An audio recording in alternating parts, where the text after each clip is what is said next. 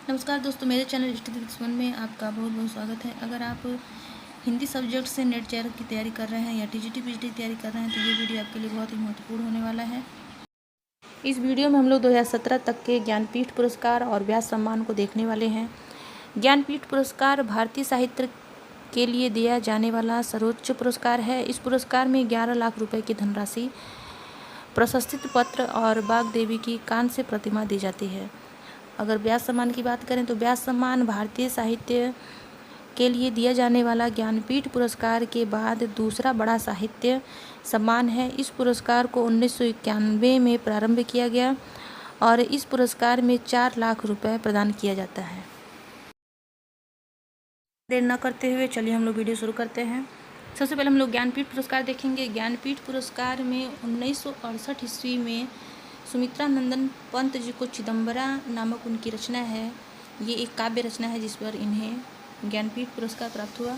उसके बाद 1972 में रामधारी सिंह दिनकर जी को उनकी उर्वशी नामक काव्य कृति पर 1972 में ये पुरस्कार प्राप्त हुआ। अगला 1978 में अज्ञे जी को कितनी नाव में कितनी बार नामक काव्य कृति पे ज्ञानपीठ पुरस्कार प्राप्त हुआ। फिर महादेवी वर्मा जी को 1982 ईस्वी में यामा उनकी रचना है उस पर ये पुरस्कार प्राप्त हुआ। उसके बाद 1992 में नरेश मेहता जी को उनके संपूर्ण साहित्य पर ज्ञानपीठ पुरस्कार प्राप्त हुआ।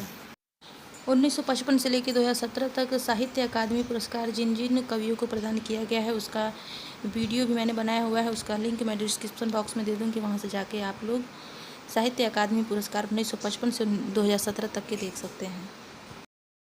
चलिए अगला देख लेते हैं। अगला 1999 ईस्वी में निर्मल वर्मा जी को और पंजाबी लेखक गुरदयाल सिंह दोनों लोगों को संयुक्त रूप से ज्ञानपीठ पुरस्कार दिया गया और इनको संपूर्ण जो इनका साहित्य है उसके आधार पर ज्ञानपीठ पुरस्कार प्राप्त हुआ। 2005 ईस्वी में कुंवर नारायण जी को संपूर्ण साहित्य पर ही ज्ञानपीठ पुरस्कार दिया गया। फिर 2009 में श्रीलाल शुक्ल और अमरकांत जी को संयुक्त रूप से संपूर्ण साहित्य पर, और 2013 में केदारनाथ सिंह जी को अकाल में सारस नामक इनकी रचना है उस पर ज्ञानपीठ पुरस्कार दिया गया। फिर 2017 में कृष्णा सोबती जी को भी ज्ञानपीठ पुरस्कार इनके संपूर्ण साहित्य पर दिया गया।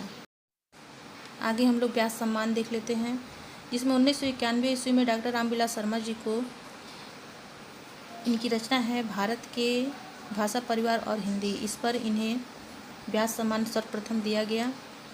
अगला देख लेते हैं। 1992 ईस्वी में शिव प्रसाद सिंह जी को नीला चांद नामक उपन्यास पर व्यास सम्मान दिया गया।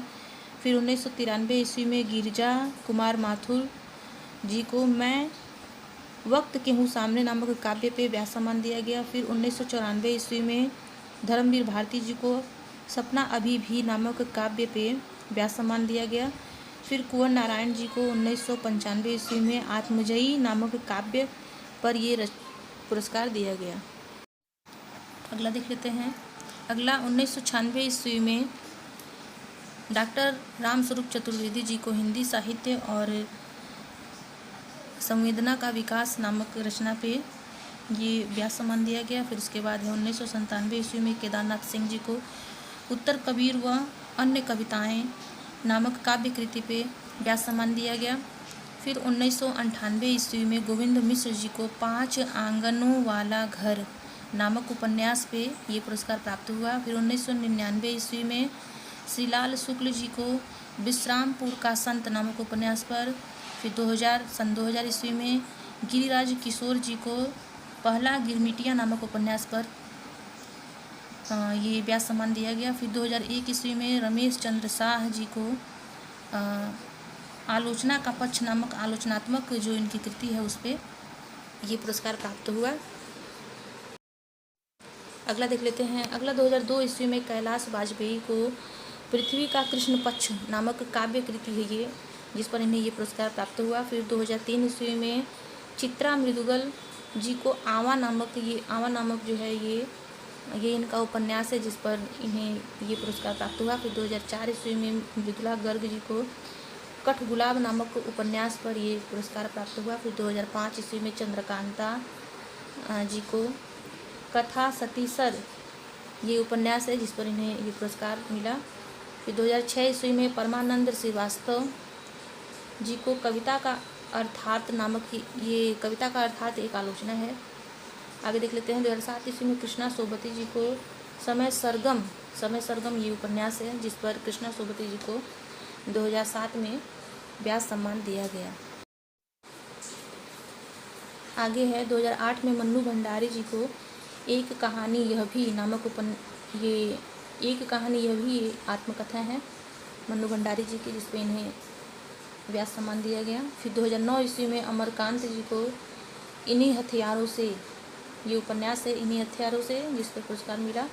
फिर 2010 ईस्वी में विश्वनाथ तिवारी जी को फिर भी कुछ रह जाएगा नामक काव्य पे, ये काव्य है फिर भी कुछ रह जाएगा, इस पर इन्हें व्यास सम्मान दिया गया। फिर 2011 में रामदरस मिश्र जी को आम के पत्ते नामक कविता संग्रह पे ये पुरस्कार प्राप्त हुआ। फिर 2012 में नरेंद्र कोहली जी को न भूतो न भविष्यति नामक उपन्यास है ये, जिस पे इन्हें ये पुरस्कार मिला। फिर 2013 में विश्वनाथ त्रिपाठी जी को व्योमकेश दरवेश नामक संस्मरण है ये, जिस पर विश्वनाथ त्रिपाठी जी को 2013 में व्यास सम्मान दिया गया। 2014 में कमल किशोर गोयनका नामक कवि हैं जो जिन्हें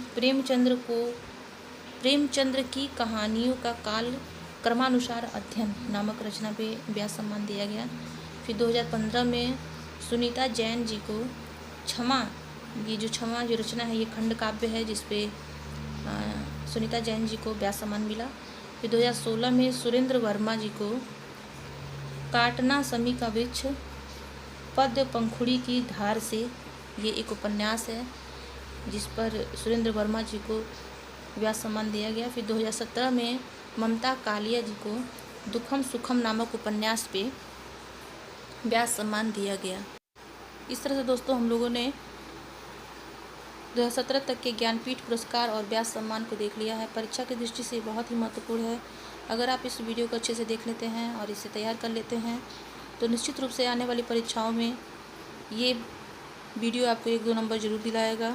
वीडियो आपको पसंद आया हो तो इसे लाइक करें, अपने दोस्तों में शेयर करें, और मेरे चैनल के प्रति अगर कोई सुझाव हो तो कमेंट में ज़रूर बताएं।